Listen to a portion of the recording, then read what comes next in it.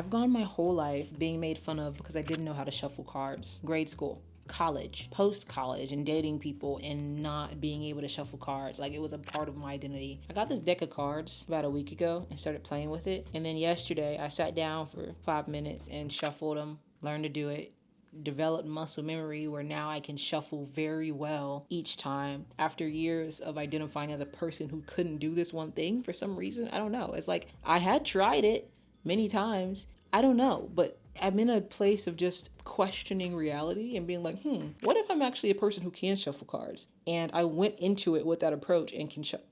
Anyway, I've never been able to roller skate, whatever. Guess who's buying a pair of roller skates? Motherfucker, me. I am. Me. I might bust my ass a couple times, but I'm buying them. If y'all don't see me for a while, you know what happened.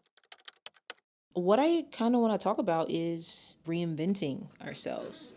And really and truly how we aren't really reinventing ourselves. We're just allowing certain layers of ourselves to come forward, come to the forefront. Things that we've suppressed in ourselves. I've come to find that we are everything already, and we just move through ourselves over the course of our lives, finding new corners, finding new rooms, turning over new stones, and we find who we are in this instance. And later in life, I'll find that I'm something else entirely. The whole thing I want to say about this, the main point of this video is that, and I'm talking to me right now, but I'm talking to me, I'm talking to you, I'm talking to me through you. Does that make sense? Okay, cool. The main point of this video I want to get across is that you have to allow yourself to be. You have to allow yourself to reinvent yourself. It's not something that you have to force because you already are everything. If you just say you are something or you are someone and you embody that, then you are. No questions asked. No one can dictate who you are but you. With that said, because of that, we tend to be the biggest gatekeepers of our identities. We create these kind of jails for ourselves, and we can't convince ourselves that we are something other than that.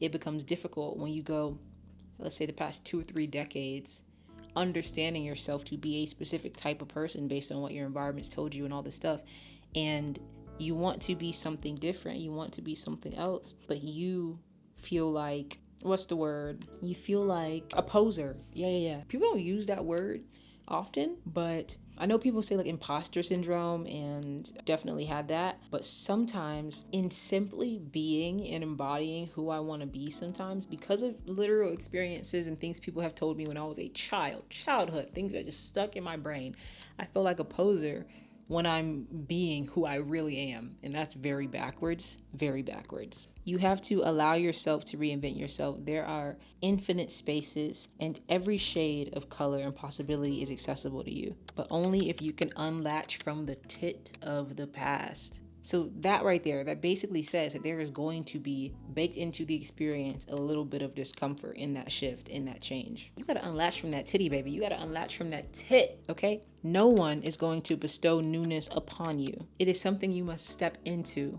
embody, allow, and once you do, you'll find that it was never really outside of arm's reach. It was just outside of your muscle memory. It is going to be so miraculous for me and everybody watching this video to stand up and walk with ease after thinking we'd been shackled this whole time, and then you find there were no shackles. There was nothing there, ever. We are whoever we want to be. Whoever that ideal vision you have of yourself is, however you want to see yourself, whatever you want your self-concept to be, you already are that. That's why you want to be it. I'm not talking about the superficial, like that surface layer of how you want to, maybe your career or something. That's not what I'm talking about. I'm talking about who you want to be, what you want your essence to be, how you want to live, how you want to exist in the world. Whatever resonates with you because it is you. Even sometimes when you experience envy or jealousy, you feel that it's really a compass. It's really just your body saying, hey, that's me. I recognize that, but I really think jealousy is just a discomfort of seeing yourself. But in seeing yourself outside of you, you also see the resistance, the fact that you are not there and you don't quote unquote have that, which is really just that you haven't connected to the frequency of that thing, but you recognize it as yours. You recognize it as you, but there's a gap because maybe you haven't done the work to get it, or maybe your approach to life has been getting in your way and actually amplifying resistance. Who knows? But regardless, you're face to face with this thing that is you, but you feel estranged from. So it creates a discomfort that I think we call jealousy, or people don't know what to do with that discomfort. So they're just like upset. And when it's like, why do you have to be upset? They like, like someone having something takes nothing from you. The world is so abundant. That means someone next to you can have everything and still not have everything. You know, they can have everything and still be taking nothing from you. You can still have everything too. And the next person can also have everything.